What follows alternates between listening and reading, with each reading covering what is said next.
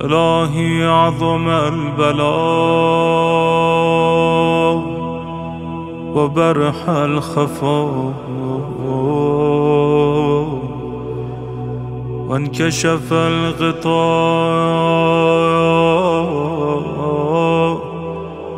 وانقطع الرجاء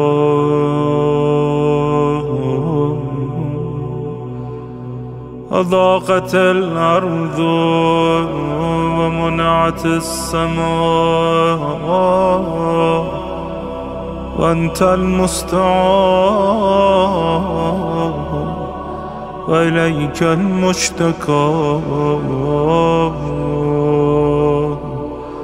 وعليك المعول في الشدة والرخاء.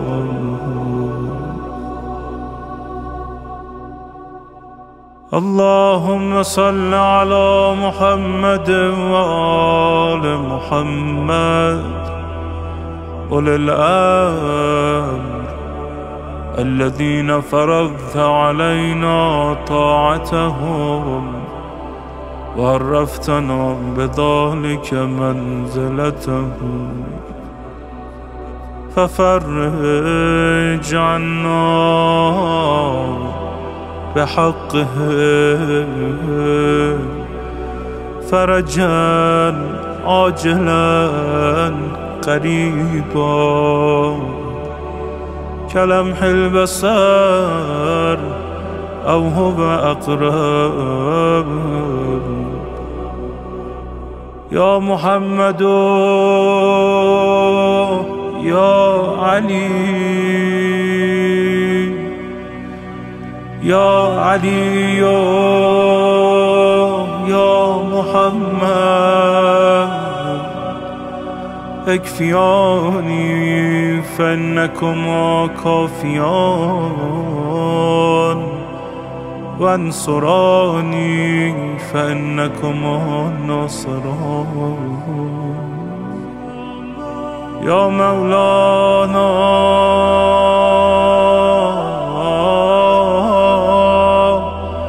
يا صاحب الزمان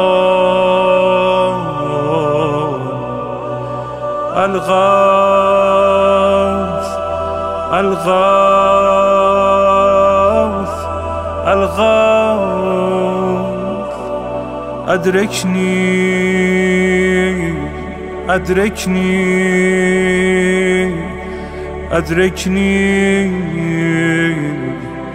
الساعة الساعة الساعة العجب العجب